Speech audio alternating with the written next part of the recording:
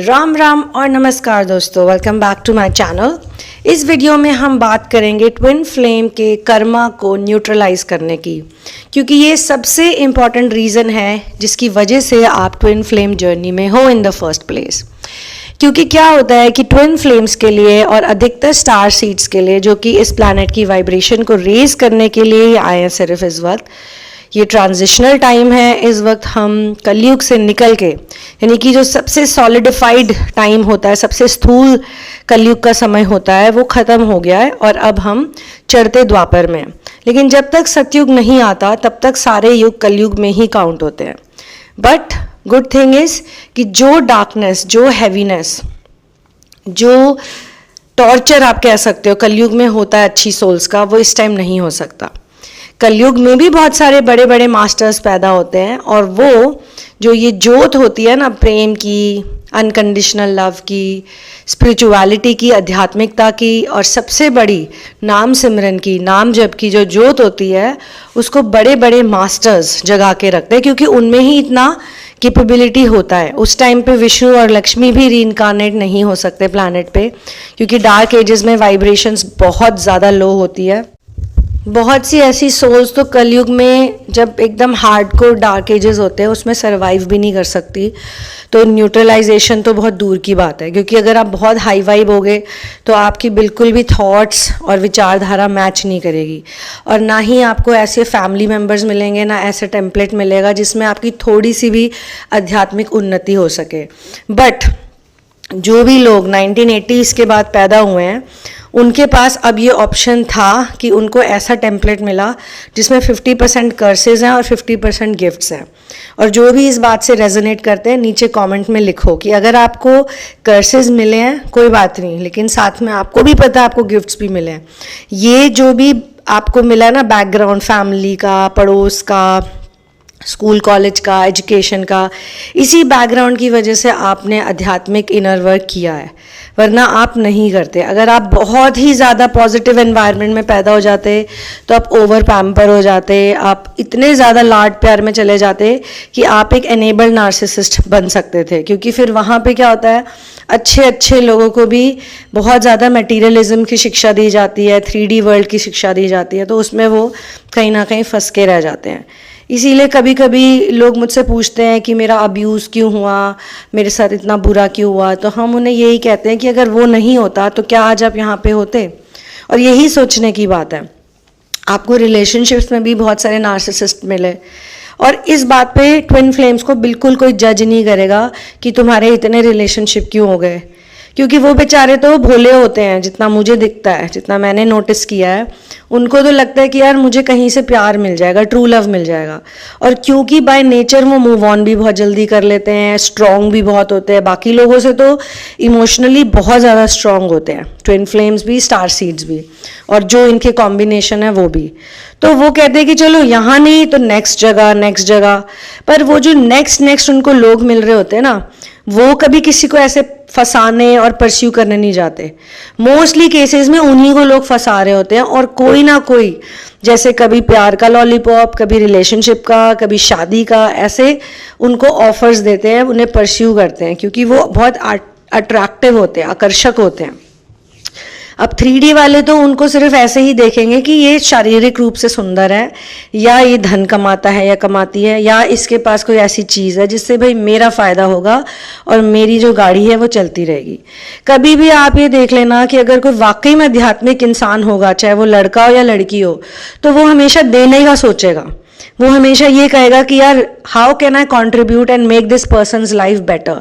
ये व्यक्ति इतना स्ट्रगल कर रहा है या कर रही है, तो मैं कैसे इनका योगदान करूं, कैसे इनका सहयोग करूं, अगर वाकई में अनकंडीशनल लव है तो।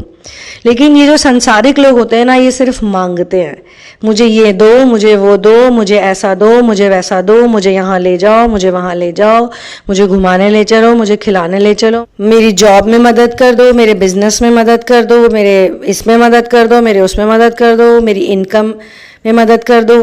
अब देखो कि ये स्टार सीड्स और ट्विन फ्लेम हमेशा मिशन में क्यों इतना ध्यान देते हैं, क्योंकि इनमें ही इतना दम होता है कि अपनी जेब से खर्चा करके दूसरों का ध्यान रख सके। वरना अधिकतर लोग तो यही सोचते हैं कि यार मैं क्यों करूं। 100-200 रुपए खर्च करने में भी लोगों की हालत खराब हो जाती है। लेकिन ये ट्विन फ्लेम स्टार सीड्स इतने उदार होते हैं, इतने जेनरस होते हैं, ये कभी पैसों के लिए ज़्यादा सोचते नहीं हैं। और फिर जब इन्हीं के ऊपर पॉवर्टी कॉन्शियसनेस आ जाती है, क्योंकि वो फेज भी आता है जिसमें इनको थोड़ा धन का अभाव हो जाता है, पैसों की प्रॉब्लम होती है, किसी किसी को काफ़ी होता है, किसी किसी का टेस्ट होता है। जैसे कि हर ट्विन फ्लेम और हर स्टार सीड पैसे कमाने में बहुत स्मार्ट है। मैं आपको ये चीज़ लिख के देती हूँ। वो लोग किसी भी चीज़ से पैसे कमा सकते हैं, बिना इन्वेस्टमेंट के बिजनेस खड़ा कर सकते हैं, बिना किसी से मदद लिए बहुत कुछ कर सकते हैं। पढ़ने लिखने में भी बहुत होशियार रहे हैं शुरू से। अब वो पढ़ना नहीं चाहते वो अलग बात है, कुछ तो पढ़ लिख के बहुत आगे चले जाते हैं और फिर उनको लगता है कि इतना पढ़ लिए लेकिन असली शिक्षा तो मिली नहीं। फिर असली शिक्षा के पीछे वो जाते हैं जो कि है आध्यात्मिक शिक्षा। और जो बचपन से ही कमाने लग जाते हैं, मान लो उनके ऊपर फैमिली की बहुत रिस्पॉन्सिबिलिटीज होती है, उनको लगता है कि मैं किसी से ले नहीं सकता या सकती, पर मैं दे जरूर सकता हूँ या सकती हूँ, मुझे देना ही है, मेरा हाथ अगर उठे तो देने के लिए उठे। लेकिन आप देखिए कि ऐसे लोगों को, अगर ऐसी लड़की हो और ऐसा लड़का हो और उसको रिलेशनशिप में जो ऑपोजिट जेंडर का इंसान मिले, उसकी सिर्फ मांगने की ही मंशा रही हो हमेशा कि तुम मुझे दो, तुम मुझे पैसे दो, तुम मुझे, लड़कियों में भी ये होता है कि मुझे शॉपिंग करनी है, मुझे ये करना है, मुझे वो करना है। मैं यहाँ पे फजूल खर्ची की बात कर रही हूँ।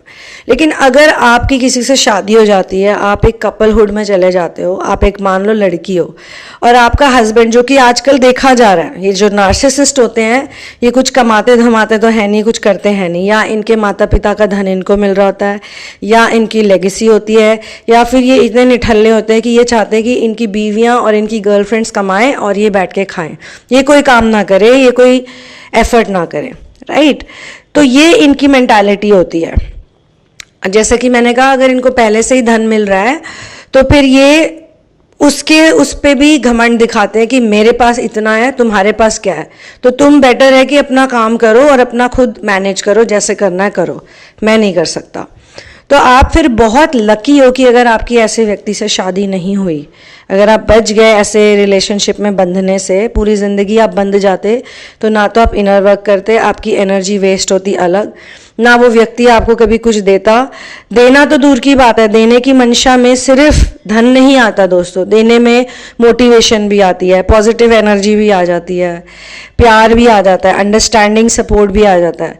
कुछ लोग होते हैं उनको कभी भी किसी को एनर्जी नहीं देनी, कभी भी किसी को पॉजिटिविटी नहीं देनी, वो हमेशा आपके आगे रोते ही रहते हैं, आज ये हो गया, आज वो हो गया। आपके ऊपर भले ही 100 पहाड़ और रिस्पॉन्सिबिलिटी के, आप भले ही दिन रात मेहनत कर रहे हो, आपने सब कुछ त्याग दिया हो, सारा सैक्रिफाइस वाला जीवन आप जी रहे हो, एक कह सकते कि एक योगी तपस्वी का जीवन जी रहे हो सिटी वर्ल्ड में होने के बावजूद। क्योंकि उस दिन मैं और मेरी मदर बैठे थे तो बहुत इंटरेस्टिंग कॉन्वर्सेशन हमारा हुआ। हम ये सोच रहे थे कि पहले के ज़माने में लोग जंगलों में तपस्या करने जाते थे, तो जंगल यानी कि सेफ रहते होंगे। जंगल में लोग क्यों जाते थे पहले? ताकि उन्हें एकांतवास मिले, ताकि उनको कोई डिस्टर्बेंस ना मिले, सेफ्टी भी मिले। क्योंकि पहले तो ये रेप और ये चोरी चकारी और ये गलत काम इतने नहीं होते थे तब भी, ऐसा नहीं कि बिल्कुल भी नहीं होते थे बट बहुत कम होते थे। बूढ़े बुजुर्गों के साथ तो बिल्कुल नहीं होता था, बच्चों के साथ तो बिल्कुल नहीं होता था। आजकल की दुनिया इतनी खराब है कि यहाँ पे बच्चों के भी रेप्स होते हैं, बूढ़े बुजुर्गों के भी रेप हो जाते हैं और जानवरों के भी हो जाते हैं। हम जो एनिमल वेलफेयर के फील्ड में मैं हूँ कितने सालों से, तो हमने कितने केसेस देखे, कितने ऐसे वीडियोस देखे जिसमें डॉग्स का रेप हो रहा है, तो देख के हमारा दिल दहल जाता है और बहुत गुस्सा भी आता है, बहुत शौक भी लगता है। क्योंकि इतनी वासना भरी है इस धरती पे। इस धरती पे जितनी वासना है, जितना ग्रीड है, जितनी आप कह सकते हैं लेजीनेस है, जितनी नेगेटिव एनर्जी है इसी प्लैनेट पे, उतनी ही पॉजिटिव एनर्जी भी है इस वक्त। क्योंकि जैसे ही डार्क एज खत्म होता है, जैसे ही चढ़ता द्वापर यानी कि असेंडिंग द्वापर यानी कि एज ऑफ असेंशन जैसे ही स्टार्ट हो जाता है, तो आध्यात्मिक ऊर्जा बढ़ने लग जाती है। ये जितने भी डार्क एनर्जी के जो डिमोनिक क्रीचर्स होते हैं, ये सब के सब पाताल लोक में भागने लग जाते हैं, अंडरग्राउंड सिटीज में चले जाते हैं, क्योंकि इनको ये वाली एनर्जी टॉलरेट नहीं होती, बर्दाश्त नहीं होती, तो फिर ये अपनी ही उसमें दुनिया में चले जाते हैं। और इसके बहुत से एग्जाम्पल्स हैं। बहुत से लोगों ने मुझे लिंक्स भेजे हैं और इंटरनेट पे, इंस्टाग्राम पे भी मैंने कुछ ऐसे बहुत इंटरेस्टिंग वीडियोस देखे हैं जिसमें कि अंडरग्राउंड सिटीज़ के बारे में मेंशन किया हुआ है। तो ये अंडरग्राउंड सिटीज़ में कौन रहता है? अब हम में से कई लोग धरती को सिर्फ, अभी तक भी, हर किसी की बात नहीं कर रही, और हो सकता है इस वीडियो के माध्यम से थोड़ा आपका इस चीज़ में रेजोनेंस बढ़े। हम में से कई लोग ऐसे हैं जो आज भी धरती को सिर्फ एक प्लैनेट की तरह देखते हैं। पृथ्वी कोई प्लैनेट नहीं है सिर्फ। प्लैनेट तो उसको सोलर सिस्टम में एक्सप्लेन करने के लिए बताया कि it is one of the 9 planets, इस तरीके से बताया गया, राइट। लेकिन अगर आप मेरे दोनों चैनल्स को देखते रहोगे ना, तो आपको इन डिपार्टमेंट्स में भी नॉलेज मिलती रहेगी कि प्लैनेट्स क्या होते हैं, पोर्टल्स क्या होते हैं, और एनर्जी सेंटर्स क्या होते हैं। तो अर्थ को आप ये समझ लो एक ऐसी जगह है जो कि एक मल्टी डायमेंशनल वर्ल्ड है। इसमें हर चीज़ है। किसी भी डायमेंशन में आपको जाना है ना, किसी भी आयाम में आपको जाना है, तो आप वो धरती के थ्रू जा सकते हो। इसीलिए बहुत से देवी देवता इस प्लैनेट पे रीइंकार्नेट होते हैं।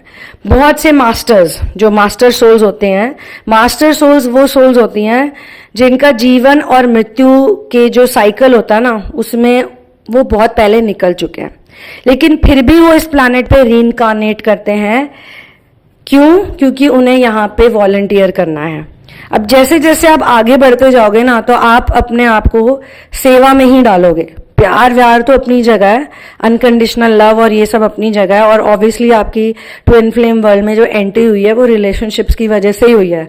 टॉक्सिक रिलेशनशिप में टॉर्चर हो के और लोगों के द्वारा यूज होने के बाद, या फिर रिलेशनशिप वर्कआउट ना होने के बाद, या फिर बहुत सारे रिलेशनशिप रिलेटेड साइंटिफिक एक्सपेरिमेंट्स करने के बाद आपको ऐसा लगने लगा कि यार ये तो प्यार है ही नहीं। फिर इस सच्ची प्यार की तलाश में आप जब निकल पड़े तो आपका रेजोनेंस बहुत ज़्यादा होने लग गया ट्विन फ्लेम शब्द से, ट्विन फ्लेम वर्ड से, या अर्धनारीश्वर से, या इस ऊर्जा से। तब आप इस फील्ड में आ गए। तो नेगेटिविटी की वजह से आप इधर आए ना, तो इसीलिए फिर नेगेटिविटी बुरी नहीं हो सकती। तो अब वापस आते हैं न्यूट्रलाइजेशन के पॉइंट पे। तो बाकी सारे पॉइंट्स को मैं टच करती रहूंगी। अभी तक आपने जितनी बातें सुनी, इसमें से जो भी बात आपको बहुत इंटरेस्टिंग लगी है ना, आप कमेंट में लिखिए, उस पर मैं इलैबोरेट करके वीडियो बनाऊंगी। क्योंकि हर वीडियो में कुछ ना कुछ ऐसे पॉइंट्स पॉप आउट होते हैं जो कि काफ़ी लोगों को इंटरेस्टिंग लगते हैं, फिर वो कहते हैं कि इसमें थोड़ा डिटेल में आप मुझे बताइए। तो वो आप मुझे जब बोलेंगे फिर मैं उसके बारे में बताऊंगी, ठीक है। तो अब ये है कि ट्विन फ्लेम वर्ल्ड में तो आप आ चुके हो। अब आपको बहुत सी बातें समझ में आ चुकी हैं, जैसा कि मैंने बताया।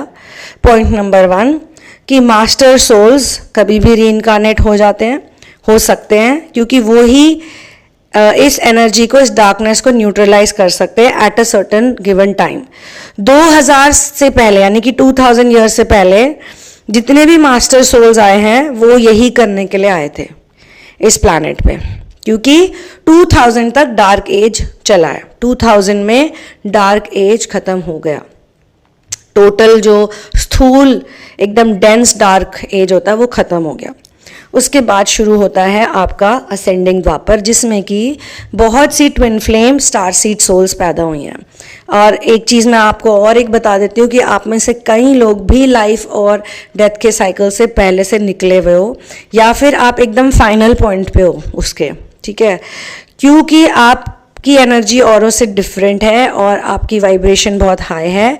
ये मैं आपको इसलिए नहीं बता रही क्योंकि मैं कहूँ आप स्पेशल हो और आपको सुपीरियॉरिटी कॉम्प्लेक्स हो जाए, नहीं। ये मैं आपको इसलिए बता रही हूँ क्योंकि आप में से कई लोग इन्फीरियॉरिटी कॉम्प्लेक्स से ग्रसित हैं, और बहुत से लोगों को ऐसा भी लगता है कि उनमें कुछ भी खास नहीं है, उनमें कुछ भी स्पेशल नहीं है, वो बिल्कुल भी अच्छे नहीं हैं, क्योंकि उनके रिलेशनशिप्स भी बहुत ऐसे लोगों से हुए जिनको उन्होंने अपनी एनर्जी दे दी। एनर्जी जाती है बहुत सी तरीक़ों से, सेक्शुअल एक्सचेंज से भी चली जाती है, और दूसरों के साथ समय बिताने से भी चली जाती है, उनकी बेकार की बातें सुन सुन के, फिर उनके साथ फिट इन होने की वजह से, या फिर इस वर्ल्ड में जो देखा गया है कि नॉट ओनली पोटेंशियल पार्टनर्स के फैमिली मेम्बर्स बहुत ज़्यादा नार्सिसिस्टिक होते हैं, बट उनके खुद के फैमिली मेम्बर्स भी बहुत ज़्यादा सेल्फिश और नार्सिसिस्टिक होते हैं, जिसकी वजह से इन लोगों का जो है हार्ट ब्रेक बहुत ज़्यादा हो जाता है। इनको कई दफ़े ऐसा लगता है कि मैं सिर्फ एक ATM मशीन हूँ, या तो फिर मेरा काम है बस दूसरों को प्लीज़ करना, या तो फिर मेरी जो लाइफस्टाइल है वो एक स्लेव की लाइफस्टाइल है, शायद से मैं बस एक स्लेव हूँ। लेकिन ये सारी फीलिंग्स को आप न्यूट्रलाइज कर सकते हो। एक तो आप मेरे साथ पर्सनल इनर वर्क कर सकते हो, कस्टमाइज्ड, हैंड होल्डेड। उसमें आप ये चिंता मत करो कि आपको कितना समय मिलेगा और कितना नहीं, क्योंकि आज तक जिस भी व्यक्ति ने मेरे से पर्सनल सेशन लिया है या मेरे से थेरेपी ली है, वो शॉक ही हो गए और सरप्राइज हो गए, क्योंकि उनको कभी भी किसी ने, किसी साइकियाट्रिस्ट ने, किसी साइकोलॉजिस्ट ने, किसी और रीडर ने ऐसा समय और इस तरह की गाइडेंस नहीं दी। अब ये कोई तारीफ करने की बात नहीं है, मुझे अपने लिए कोई क्रेडिट नहीं चाहिए, ये मैं आपको सिर्फ इसलिए बता रही हूँ क्योंकि जो खुद जिस चीज़ से गुजरा होता है ना, फिर अगर वो इंसान जब कोच बन जाता है तो वो सामने वाले को उसी तरीके से कोच करता है। अगर तो हाँ, मैं एक साइकियाट्रिस्ट होती और मेरे पास लोग आते और 1 घंटा मैं बोलती चलो बोलो, और ये ऑन हुआ बटन और अब 1 घंटे बाद ये ऑफ हो गया बटन, और आपको ना ये प्रॉब्लम है, आपको जी बाइपोलर है, आपको जी ये है, आपको जी वो, ये लो 3 गोलियां ले लो और खा लो। उसके बाद वो 3 गोलियां खाने के बाद वो जो इंसान है वो एक ज़ॉम्बी स्टेट में चला जाता है। तो उसका क्या उत्थान होगा और उसका क्या भला होगा। बट आप मेरे पास अगर आते हो तो यानी कि हम आपके चक्रा अलाइनमेंट पे वर्क करते हैं। आप में से कई लोगों का चक्रा जो है वो आउट ऑफ अलाइनमेंट होता है, चक्रास आपके वर्क कर रहे हैं और इसी वजह से आप भी वर्क कर रहे हो, लेकिन अलाइनमेंट में आना बहुत ज़रूरी है। जैसे कि कोई गाड़ी होती है, जब वो अलाइनमेंट से चली जाती है तो वो चलती तो है बट वो ठीक से नहीं चलती, राइट। तो हमें उसे ठीक से चलाना है। और ये जो सोल का कॉन्सेप्ट है ना, सोल बहुत ही इमैक्युलेट डिज़ाइन पे बना हुआ है, जिसमें कोई एरर नहीं होता, कोई गलती नहीं होती। तो आप मास्टर सोल्स की वजह से अच्छे से काम करोगे, क्योंकि मास्टर्स आपके साथ हैं, आपके साथ स्पिरिट गाइड्स हैं, आपके साथ बिनोवलेंट वॉचर्स हैं जो आपको भी वॉचर ही बना रहे हैं।